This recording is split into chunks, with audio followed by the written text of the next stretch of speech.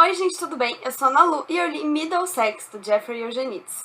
Esse era o primeiro livro da minha lista do Desafio Luxuoso, pra quem ainda não viu, vou colocar o link aqui nos cards, que era um livro indicado por uma amiga. Quem me indicou foi a Karina, minha amiga que criou o desafio comigo. Eu achava que ele era até mais fino do que ele na verdade é, mas foi uma leitura que eu fiz bem rápido e hoje eu vim comentar um pouco a respeito. O que eu sabia sobre esse livro antes de ler é que se tratava da história de um hermafrodita, e eu logo comparei com O Menino de Ouro, que foi um livro que eu li em 2014 e que também é a história de um hermafrodita, só que os livros são bem diferentes. O Menino de Ouro fala das vivências do hermafrodita mesmo e da vida dele ali durante um pedaço da adolescência.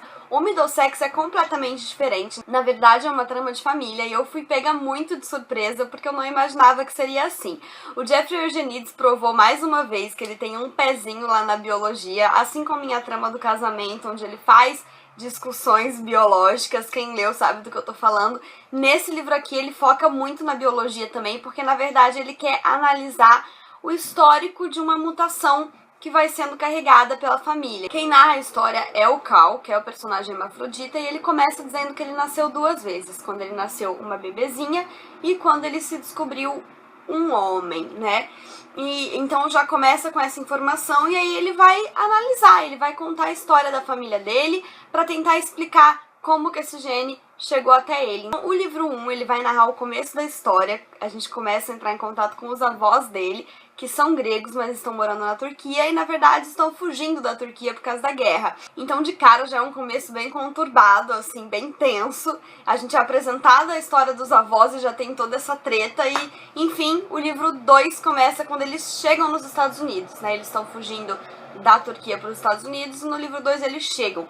Então, aí nessa parte a gente vai ter toda a adaptação deles nos Estados Unidos, como que foi. Vai ter a entrada de novos personagens importantes, que são a prima do avô dele e o marido dela, que são onde eles vão ficar hospedados nos Estados Unidos. É nesse livro ainda que os pais dele nascem. Então, nesse livro a gente já tem também o desenvolvimento dessa nova geração, de como que eles nasceram, como foram criados, como que ficaram juntos, o que enfim, aconteceu.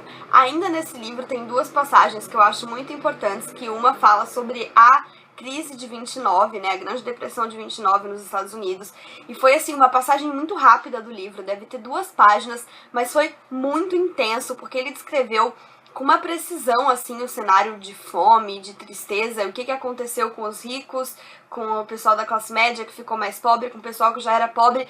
Ele fez um panorama, assim, que é impossível você passar ileso disso, o que me faz ter a necessidade de comentar sobre a narrativa do Jeffrey. A narrativa dele é brilhante, vocês podem ver que eu usei poucas flags no livro, porque ele não é um autor de quotes, assim, dificilmente ele aparece com trechos marcantes que você pode usar soltos por aí, mas a narrativa dele, num geral, ela tem uma consistência tão forte, ele tem um poder de fazer você sentir o que tá escrito, assim, você se imagina na cena. Eu lembrei muito da Trama do Casamento, que tem um capítulo muito grande, que a maioria das pessoas não suporta, porque ele fica falando sobre leveduras e como que elas acontecem, e ele fica no laboratório um tempão, sério, deve ser umas 30, 40 páginas só sobre o processo de fermentação e de leveduras, e dessa vez ele criou uma cena, além da de Depressão de 29, ele vai explicar o sistema do Fordismo, que foi onde o avô do Cal foi trabalhar, né, nos Estados Unidos, e aí é tão bem escrito, e ele vai falando, tipo, do processo que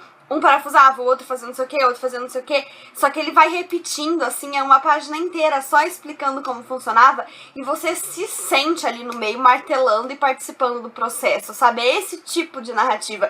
E eu lembrei na hora das leveduras, porque eu pensei, das leveduras foi longo daquele jeito, de certo ele queria que a gente se sentisse criando o bolor ali junto. A narrativa dele é assim, ela é perfeccionista, assim, ela é muito demarcada.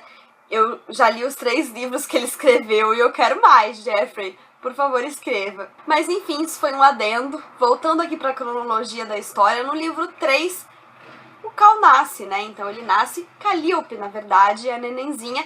E durante o livro 3 todo ele vai começar finalmente a se inserir na história, porque ele finalmente nasceu. Antes ele estava contando uma história na qual ele ainda não estava presente, então a gente percebe essa mudança, porque agora tem sentimentos dele envolvidos e percepções dele. Então ele já começa a falar da própria vida e tudo fica muito mais íntimo. O narrador passa mais claramente a ser na primeira pessoa, né? Porque agora ele participa das histórias. E então esse livro vai narrando o desenvolvimento da vida dele enquanto pessoa. E a gente sabe que ele é hermafrodita desde o início. Mas é importante lembrar que a família não sabe, que ele não sabe. Então, ir sentindo o desenvolvimento dele com aquela bomba lá que você sabe que existe, mas ele não, é uma coisa que mexe demais com você, assim, porque você fica olhando e esperando, agora vai.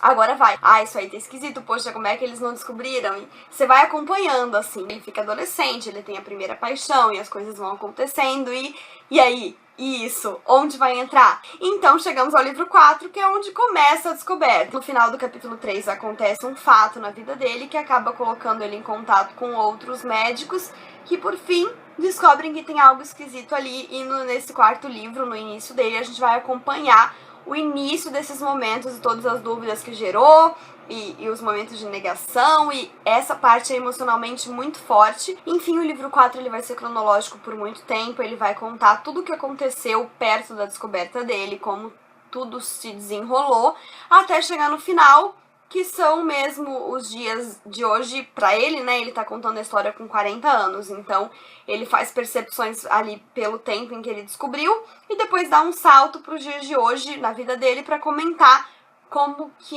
enfim, se desenrolou a história. Então, em suma, é mesmo uma trama de família, é um livro muito longo, como eu mostrei. Eu esperava que falasse um pouco mais sobre o hermafroditismo em si, mas do jeito dele, com a narrativa dele, ele fala. Eu acho que ele focou em momentos muito importantes, em passagens muito fortes. Não foi tão rotineiramente como foi O Menino de Ouro, mas foram escolhas diferentes de autores. Esse livro aqui, ele ganhou o prêmio Pulitzer, então assim, não dá muito pra gente reclamar, né? Eu dei 4 estrelas, não dei 5, mas é porque eu sou muito chata. Pra dar 5, eu tenho que ter ficado, sabe, sem lugar quando eu termino de ler o livro, mas é um livro muito bom. E aí, assim, agora eu vou precisar pedir licença pra quem ainda não leu o livro pra fazer um comentáriozinho com spoiler. Eu vou deixar aqui marcadinho na tela o tempo do vídeo pra vocês pularem, pra ficarem sem o spoiler. Nem é um spoiler tão grande, mas enfim, quero proteger quem não gosta de saber nada da história, tá bom? Então vou falar. 5, 4, 3, 2, 1. Os avós do protagonista são irmãos. E eu não tava preparada pra isso. Eu acho que eu nunca li uma história de incesto. Eu nunca li Os Maias, eu não li Proibido, que é um livro sobre incesto que eu acho que saiu ano passado. Todo contato que eu tinha em relação a isso era com novela. Mas em novela é sempre um quase incesto. Então, tipo, eles se apaixonam e descobrem que são irmãos, mas no final eles sempre descobrem que não são irmãos. Então, isso acontece em várias novelas e o incesto em si nunca é um incesto, se for não se concretiza, enfim, a discussão fica sempre meio rasa e acho que talvez seja muito forte pra televisão colocar o incesto se realizando, não sei, mas o fato é que não deixo de perceber o quanto a literatura tem uma liberdade muito maior, né? Você não vai ver numa novela de TV aberta 2 irmãos de fato se relacionando amorosamente. Mas no livro, assim, acontece sem pudor nenhum. Eu achava o tempo todo que alguma coisa ia acontecer, que ia dar errado, que eles iam decidir por não fazer isso, ou que descobrissem que um dos dois não era filho dos pais. Mas não, ele vai narrando assim, pura e simples, e é um incesto, e eles casam, e eles têm filhos, e eu fiquei encantada, assim, com a liberdade que a literatura tem. Me bateu isso muito forte. Eu lembrei, claro, de Lolita, da Nabokov. A gente não vai ver na televisão tão escrachadamente cenas de pedofilia e assim, sem pudor nenhum, né? Mas a literatura tem isso, né? A literatura, ela pode, eu acho que é porque ela não lida com imagens. Você não vai botar na televisão das pessoas, né, aquele velho babando pela menininha, porque vai ser muito forte, vai ser muito incômodo. Mas a literatura não tá nem aí, ela vai incomodar, ela vai fazer doer. E vai ser visceral sem nenhum problema com isso. Então, quando eu me peguei lendo aquele incesto acontecendo e, tipo, simplesmente acontecendo, eu fiquei, meu Deus, a literatura, que bom que ela existe. Fim do spoiler, agora, fim do vídeo também. Eu já comentei tudo que eu tinha pra comentar e é isso, é um livro que eu recomendo, é um livro denso, é um livro muito bem narrado, uma trama de família, que é uma coisa que eu adoro, muito bem construída. E o Jeffrey, né? Se você já leu alguma coisa dele, você sabe o quanto ele é maestro das palavras. Então é isso, pessoal. Espero que tenham gostado do vídeo. Não esqueça de se inscrever no canal se ainda não for inscrito e dar um joinha se curtiu. Lembrando que se você teve vontade de comprar o livro depois de assistir esse vídeo, eu vou colocar o link aqui embaixo na descrição. Comprando através desse link, você ajuda o canal a crescer sem pagar nada mais por isso, tá bom? Um beijo e até a próxima. Tchau! Esperar a moto. Tava tudo em silêncio até agora.